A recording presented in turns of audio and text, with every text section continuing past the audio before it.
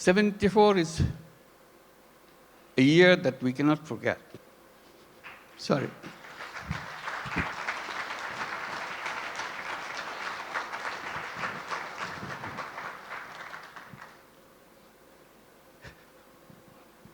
Sorry, my words. I cannot bring my word. People died of hunger. A famine throughout the country.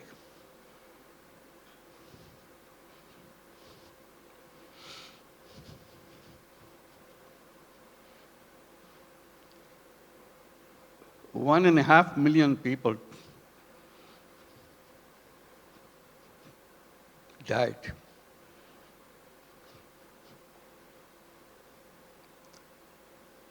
So that was the country we started with.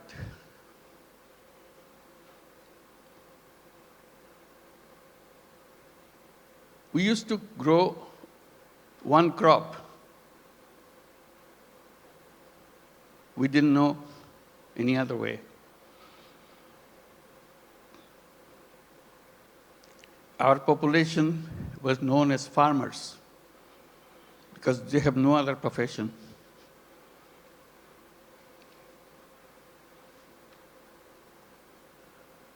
And of them,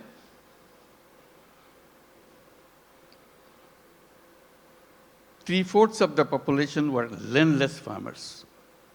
They had no land.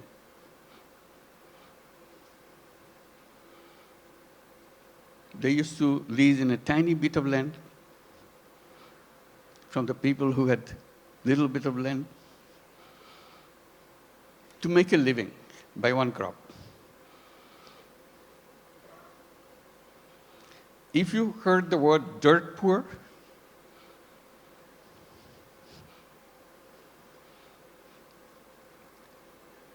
that was Bangladesh. Very difficult life. So if you take that journey from 1974 to 2025, it's an amazing journey. Here we're talking about all these big industries and so on, and inviting you for so many countries to set up more industries. We're talking about the big market, talking about the big, intelligent young population.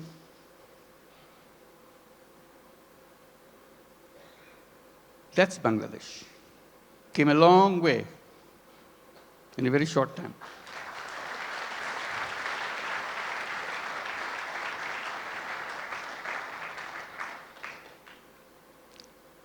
In that famine-ridden country, one little initiative came just to relieve the burden of watching what's going on. To help people to lend money, tiny little money, $2, $3, so that they can start a business, focusing particularly, specifically on women. They are the most destitute of all. That became known as microcredit. We created a bank called Grameen Bank. Had no idea what this finally will turn out to be. But it turned out to be a global name.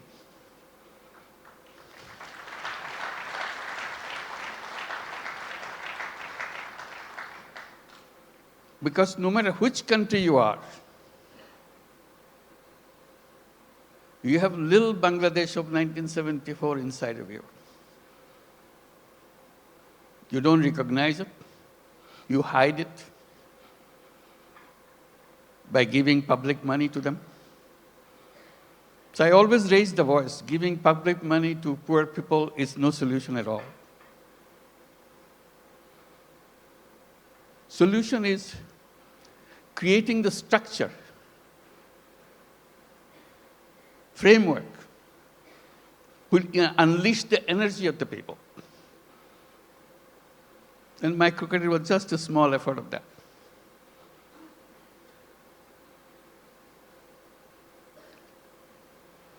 Then a crazy idea came over. When government wanted to issue license for telephone, we had nothing to do with telephone. We didn't have any telephone in the country. Few telephone in the cities, most of them don't work. So we talked, why don't we apply for a license for telephone company? A crazy idea. Government asked, what do you do with the telephone company? What business you got to do? I said, we'll give it to poor women. They laughed at us. To make a long story short, we got the license. Called it Grameen Phone, because we had the Grameen Bank, Grameen Phone.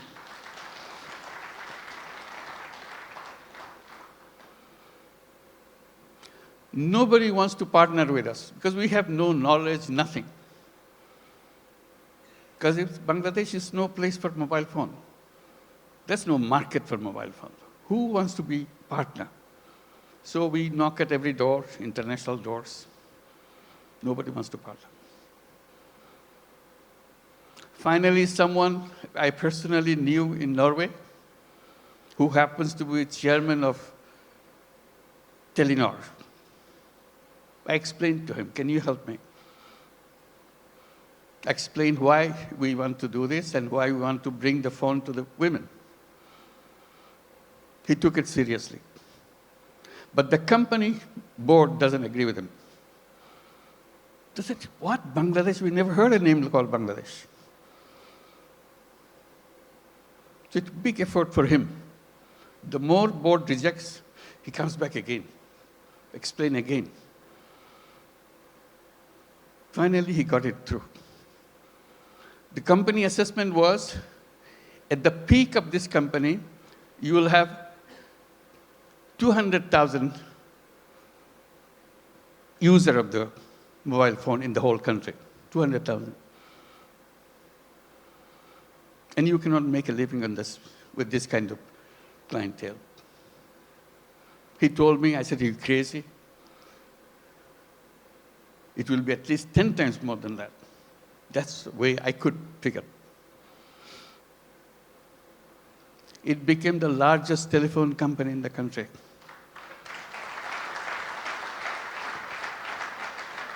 And women were the recipient of those telephone handsets. To turn them into what we call telephone ladies, sell the telephone service of the company.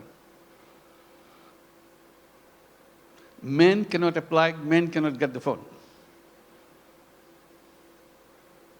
Only poor women of Grameen Bank, not all women, only poor women of Grameen Bank can get a phone. Totally illiterate, has nothing to do, doesn't even know what a phone is. We train them. They started selling the service, saying, if you want to make a phone call to your son in the Middle East, in the meantime, Middle East saga began. So people wanted to talk. It became a roaring business. Soon, 100,000 women selling telephone service all over Bangladesh. It became so popular, everybody wanted to have a phone. Changed the whole company. At that time, there are other companies coming up around the world. They were focusing on their cities. The newspapers were covering us, not them. It became well known. So they started copying. For the first time, the idea came, phone have some use in the villages. They had no idea at all. The telephone has any meaning in the villages. They're always concentrated on the cities. Telephone industry globally changed.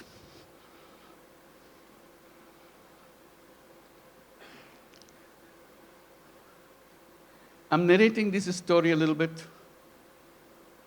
because Bangladesh is a country with crazy ideas to change the world, make things happen.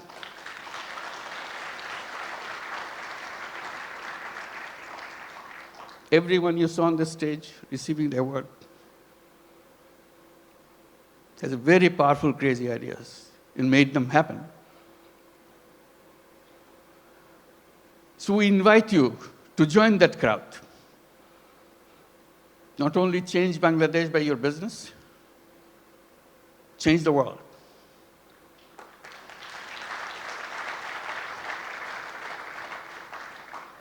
I keep reminding people, yes, you want to make profit, go ahead, make profit. Maximize as much as you can. But we can add a little piece into it. Social purpose. You don't have to get disrupted by that. It's something that you can do, you have fun. Like many of you do already. So if you want to make a business with a purpose, along with the business that we do, Bangladesh is the place.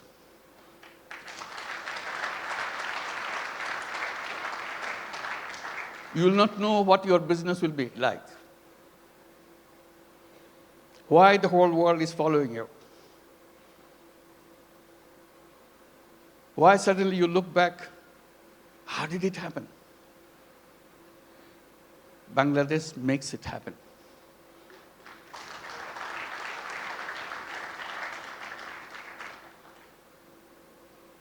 Always people explain how happy you got, you make money, we show the bottom line, fantastic thing. I try to add a little bit to that by saying making money is happiness, definitely, of course. But making other people happy is a super happiness.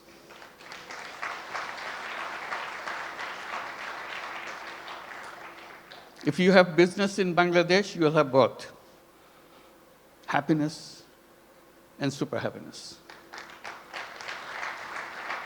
That you get extra with no cost. You'll be proud of what you have done. Like the people who stood here felt that. Super happy. Did something which impacted in people's lives massively. With a country of famine, we're now talking about global entry to the businesses and everything. And at the same time, I'm just pointing out, which has been pointed out already, we don't look at Bangladesh alone. It is only one piece of the economy. We see the whole region, very powerful region, lots of resources. We work together, facilitate each other. It's not the business to grab everything out of you, it's a competition, you grab things. We twist a little bit. You earn money, but earning money together, changing the life of the people together, is a fun, is something that immeasurable. And each of your company can enjoy that super happiness by expanding and reaching out. Reaching out, the impact that you make, you never explored. Just a little opening does the magic. Changes the world. They said business is the most powerful mechanism by which you can change the world. But we are trained to focus on some so narrow thing, we miss out the world. We can try opening a little bit. And I emphasize by saying, let's create a new civilization where you're wide, we're open, we embrace the world. I underscore by saying we can create a world of 3 zeros. It can be done with the businesses, not by the government. Government cannot achieve that. That's not the function of the government. It's the function of individuals, human beings. We are human beings. We can change the world. And business gives us a big, powerful tool in our hand. And the new civilization, I say, should be a civilization where there will be no carbon emission. We can do that. That's where the business innovation comes. All we have to do is just pay attention to that side. No carbon emission. It's a self-destructive system if you allow carbon emission to continue. No wealth concentration. It's fun to make money. But wealth concentration is the most dangerous thing to a human being. It will destroy the whole world. And zero unemployment. The young people get excited about it. Because all of you are entrepreneurs, not job seekers. Think like an entrepreneur. Make things happen. And Bangladesh is a place to see that. How suddenly we are known as farmers. We're a country of farmers, landless farmers. We didn't have any land, much land, little. Only in the 70s, early 60s maybe, 60s, some crazy young guys from the universities dared to enter into something which is happening in the country because of business interest of other countries, garment industry. They said, why not us? That was the beginning of the garment industry in Bangladesh, those crazy young guys. All the first generation, some of them are already here, came out of that generation. And now moving into the second generation, you heard Naseem, the second generation entrepreneur. That's our history. In 2 generations, second generation is just the beginning. It's still the first generation going on. Topon is here too, I saw him. Where are you? Second generation, I'm sure. So that's the journey of generations. Now, what is the third generation coming up? Are we prepared for that? That's a challenge to all of us. And we talk about second generation, we have to talk third generation a little bigger.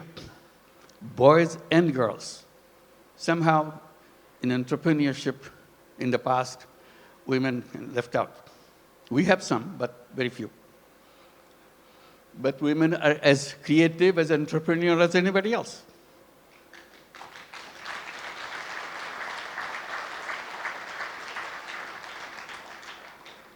Together, those young generation will change the world. They have the technology, they have the creativity, innovativeness, and problem-solving ideas. We don't have to look at the problem the same old way that we did 50 years back, waiting for the government to do something. We people can do that. That's a chance. So today it makes me very happy that we can gather together, and talk about creating that world. It's not just business in a limited idea, which is good, but you can have another space remains unutilized. Let's use this too. And Bangladesh, the business in Bangladesh is not only for Bangladesh, that's the point. It could be for the whole world.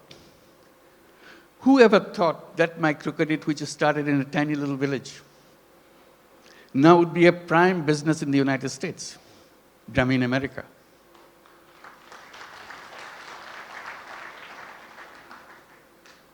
millions of women take money from Grameen America. Loan size, in the American terms, less than $1,000. Imagine needing less than $1,000 in the United States. Such a hassle, such an impossible thing. They get so grateful that somebody gives them, usually $500, $600. Now the whole Grameen America became annually about $2 billion a year. In the next 4 years, it will be $5 billion a year. It's growing very fast. So little things. In that sense, Bangladesh ground is very fertile. You put a little bit of seed, it becomes global.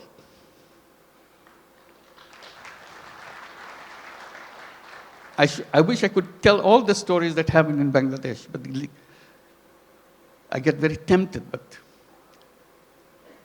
they're all here. Talk to them, find out. And we welcome you to join us with that mission, creating a new world for the whole world. Thank you very much.